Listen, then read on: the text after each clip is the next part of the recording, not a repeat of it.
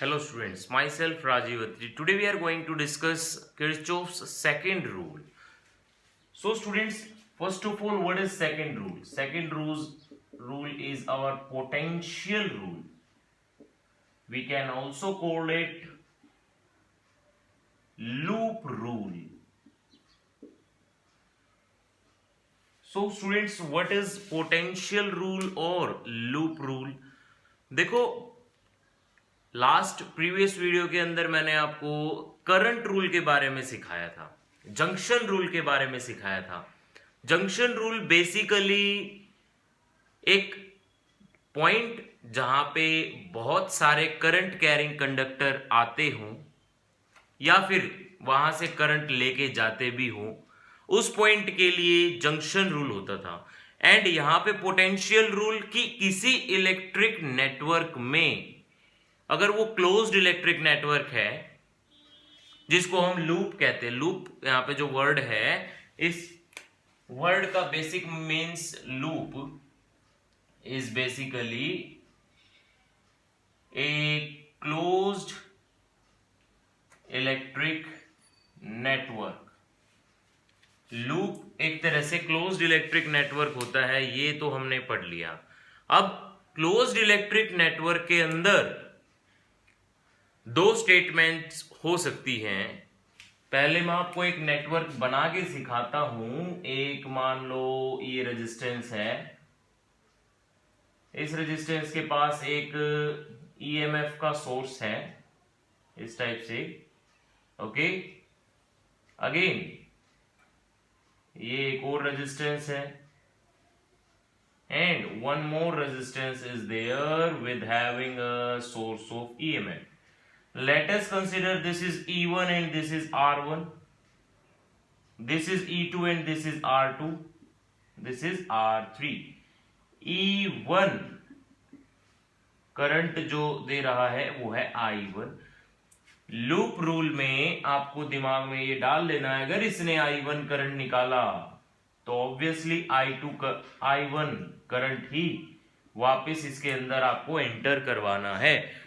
पूरे लूप में आप बाकी जिस तरह से भी करंट की नोटेशन चलाएं वो आपकी प्रॉब्लम है। देखो वो आपका खुद का दिमाग है। I2 मैंने इसके अंदर से निकाला, यहां पे वापस I2 डालना पड़ेगा, ओके। आफ्टर दैट ये दोनों ही करंट इस बीच वाली ब्रांच के साथ साथ अपना सर्किट कंप्लीट कर रहे हैं। इस वाली ब्रांच को आप या तो I1 प्लस I2 बोल लें या अनदर नाम दे ले I3, जो कि I1 प्लस I2 ही है, ओके। इस टाइप से आप सीखेंगे। अच्छा, अगर ओनली I3 अगर आप इसका नाम दोगे तो भी I3 में से I2 और I1 निकाला जा सकता है, ओके, क्योंकि I3 बना तो I1 I2 से ही था। इस टाइप से ऐसे सेम एग्जाम्पल आपके एनसीईआरटी के अंदर है। किरचॉफ्स रूल के टॉपिक के बाद दूसरा ही एग्जाम्पल है वो। उस एग्जाम्पल में करंट की एक बार सर्कुलेशन आप चला के देखना, आपको फिर समझ में आएगा कि एक्चुअल में करंट किसी लूप के अंदर सर्कुलेट करने में क्या क्या प्रॉब्लम्स आती हैं और वो प्रॉब्लम्स आपको ओवरकम करनी है। आफ्टर दैट आप एक लूप मेंटेन कर पाओगे। देखो अब लूप रूल क्या है, जैसा कि जंक्शन रूल था वहां पे total algebraic sum of current 0 था, यहां पे total algebraic sum of potential 0 है। अकॉर्डिंग टू दिस रूल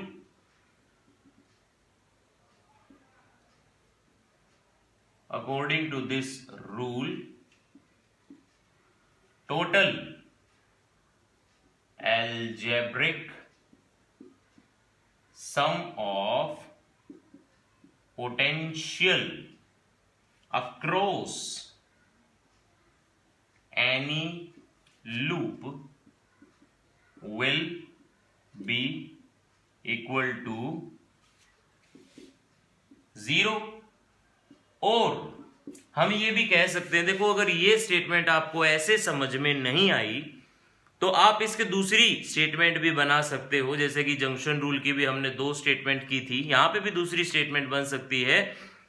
अगर किसी सर्किट में आपने सोर्स ऑफ ईएमएफ भी डाला हुआ है और रेजिस्टेंस डाला हुआ है, तो रेजिस्टेंस के अक्रॉस जो पोटेंशियल होता है वो तो आई आर ऐसे दिखाया जाता है, I1 R1, एंड सिंपल जो सोर्स ऑफ ईएमएफ इसका पोटेंशियल तो यही है E1 ऐसे। तो हम ये भी कह सकते हैं कि we can also describe loop rule that total EMF throughout the loop is equal to सारा EMF, जितने भी EMF या सेल या बैटरी का पोटेंशियल है वो किसके इक्वल होगा, is equal to sum of total potential through each resistor,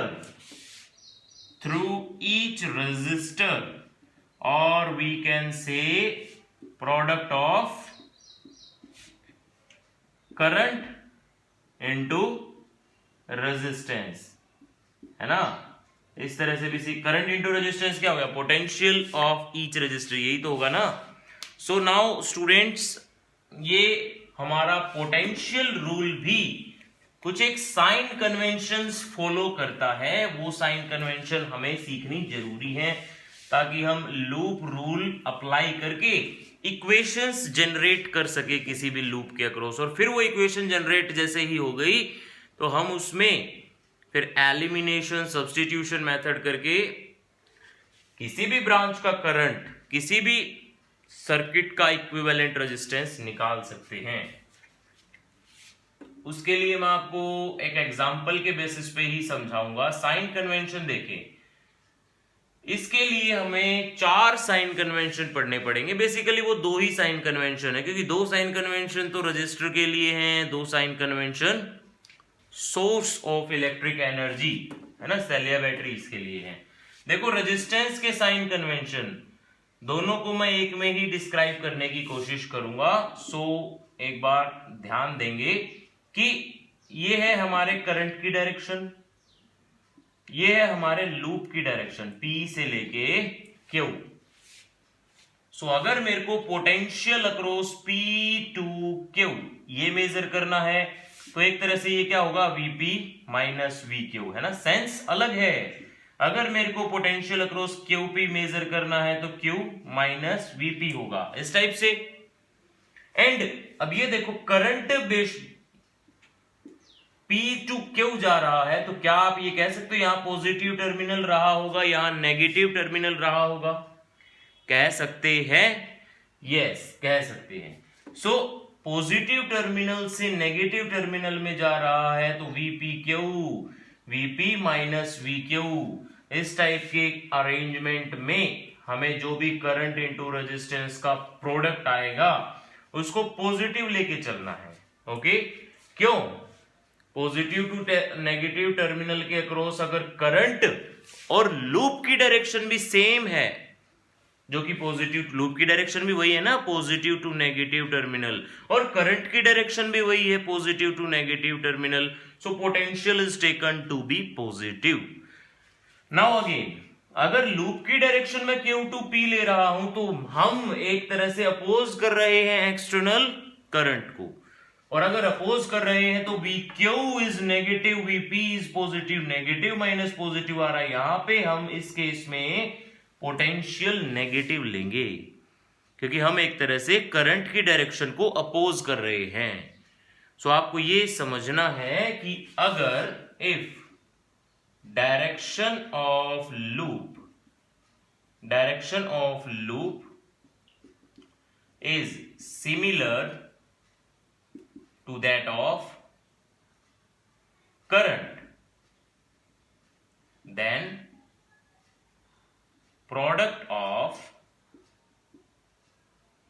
current to resistance is taken to be positive, and यहीं पे मैं लिखवा रहा हूं वाइस वर्सा। मतलब आपको समझ में आ रहा होगा कि अगर ये पॉजिटिव है तो ऑब्वियसली अपोजिट डायरेक्शन नेगेटिव होगी। ये जो वाइस वर्सा लिखवा है ये आप दूसरा साइन कन्वेंशन भी मान सकते हो, इसी में इंक्लूड कर सकते हो, एक ही बात है। अब आई बारी सोर्स ऑफ इलेक्ट्रिक एनर्जी की। This is consider A, this is B, this is positive terminal, this is negative terminal. अगर मेरे लूप की डायरेक्शन मीन्स अगर मैं कहूं potential across A to B निकालो, या फिर अगर मेरे लूप की direction potential across B to A निकालो, ऐसे है। अगर मैं ए से बी निकालूंगा तो क्या मैं कह सकता हूं कि मैं पॉजिटिव टू नेगेटिव जा रहा हूं? पॉजिटिव से नेगेटिव टर्मिनल के अक्रॉस अगर हम ऐसे क्रॉस करेंगे किसी भी सेल या बैटरी को, तो ऑलवेज ईएमएफ नेगेटिव लिखना पड़ेगा। ठीक है, अगर हम किसी भी सेल या बैटरी को पॉजिटिव टू नेगेटिव क्रॉस करेंगे तो हमें ईएमएफ कैसा लिखना पड़ेगा? नेगेटिव। अगेन अगर हम किसी सेल या बैटरी को नेगेटिव टू पॉजिटिव क्रॉस कर रहे हैं, ऐसे नेगेटिव से पॉजिटिव, तो इसका ईएमएफ अब मुझे पॉजिटिव लिखना पड़ेगा। सो ये दो साइन कन्वेंशंस हैं हमारे सोर्स ऑफ ईएमएफ सेल या बैटरी के लिए, है ना। If direction of loop is from positive to negative terminal of cell or battery,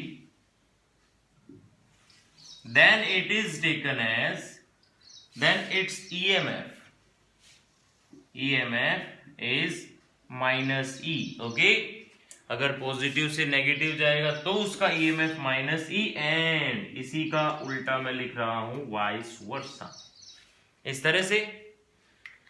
now students, ये आप दो साइन कन्वेंशन बना के भी समझ सकते हो, चार साइन कन्वेंशन बना के भी, एक तो जाने का एक वापस आने का, okay.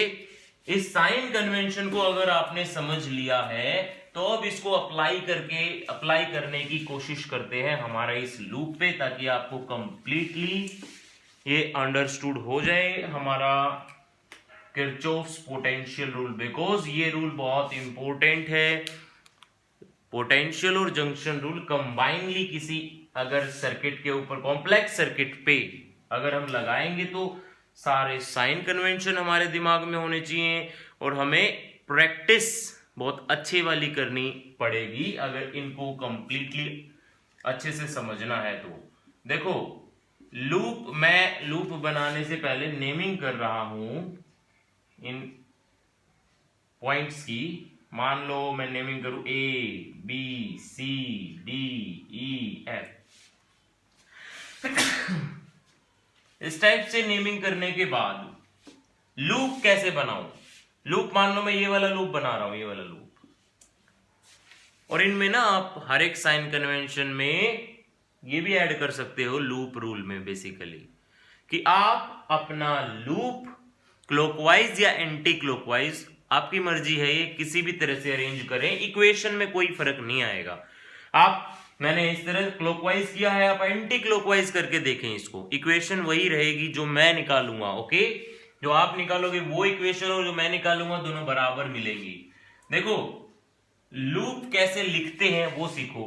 A B E F, A B E F, ये कंप्लीट लूप नहीं है क्योंकि ये क्लोज्ड नहीं हुआ अभी तक। क्लोज्ड कब होगा? जब मैं इसके एंड में एक और ए लगा दूंगा, है ना, ए बी ई एफ वापिस ए। अब ये क्लोज्ड हुआ, क्लोज्ड हुआ तो पोटेंशियल देखो आप पहले ही लिख लो, ए से लेके बी तक, पोटेंशियल अक्रॉस बी से लेके ई तक, पोटेंशियल अक्रॉस ई से लेके एफ तक, and potential across F to A. इस टाइप से ये चार पॉइंट्स है ना, चार साइड्स है ना, चारों साइड्स मैंने पहले लिख ली इस लूप की। अब ए से लेके बी तक पोटेंशियल क्या है? देखो, पोटेंशियल ना तो रेजिस्टेंस है कोई, ना सेल या बैटरी है, तो कोई पोटेंशियल का सोर्स है ही नहीं। सिमिलरली ई से लेके एफ में भी यही है, अकेला करंट थोड़ी ना पोटेंशियल बनाएगा, रेजिस्टेंस भी होना चाहिए। सो टोटल रेजिस्टेंस बीई और एफ ए के पास है। अब बी से लेके ई तक लूप की डायरेक्शन है ये बीई, बीई का मतलब B to A, B to E अगर लूप की डायरेक्शन है और करंट की डायरेक्शन भी सेम है तो according to sign convention I3 R3 वो पॉजिटिव होगी। सिमिलरली एफ टू ए अगर मैं आ रहा हूं तो करंट की डायरेक्शन देखो नेगेटिव टू पॉजिटिव क्रॉस कर रही है, ऐसे है ना, तो मैं इसका ईएमएफ कैसा लूंगा प्लस E1। अगेन एक और सोर्स है पोटेंशियल का जो कि करंट और लूप की डायरेक्शन दोनों यहां पे भी सिमिलर है, इसलिए मैं प्लस I1 R1 लूंगा। नाउ इस लूप के अक्रॉस एक सोर्स ऑफ ईएमएफ है और अगर सोर्स ऑफ ईएमएफ है तो मैं क्या करूं, मेरे को रूल लगाना है कि total EMF is equal to total current, product of current into resistance, और we can say that potential across each resistor. E1 total EMF कितना है, only E1 and this is I1 R1 I2 I3 R3। इस type से आप equations बनाएंगे। आप चाहे तो इस लूप की भी बना सकते हैं, आप चाहे तो इस पूरे लूप की भी बना सकते हो फॉर योर प्रैक्टिस। ओके, सो ये था आपका कंप्लीट लूप रूल। अगर डाउट्स हैं टॉपिक के रिगार्डिंग तो प्लीज कमेंट सेक्शन में डालें, मैं दोबारा एक्सप्लेन करूंगा इसको। और इसी टॉपिक को न्यूमेरिकल्स के बेसिस पे एक्सप्लेन करना बिकॉज बहुत जरूरी है, क्योंकि ये एक मैथमेटिकल एक्सप्रेशन बेस्ड टॉपिक है। तो नेक्स्ट वीडियो में उसी से रिलेटेड ला रहा हूं। अगर न्यूमेरिकल पे बेस्ड आपको किरचॉफ्स रूल समझना है तो उसमें मैं जंक्शन रूल भी लगा के दिखाऊंगा, पोटेंशियल रूल भी लगा के दिखाऊंगा और दोनों का कंबाइंड क्वेश्चन भी लाऊंगा। Okay, so for next new update please subscribe कर ले अगर नहीं किया है तो, और समझ में आई है चीजें तो लाइक जरूर करें। Thank you for watching.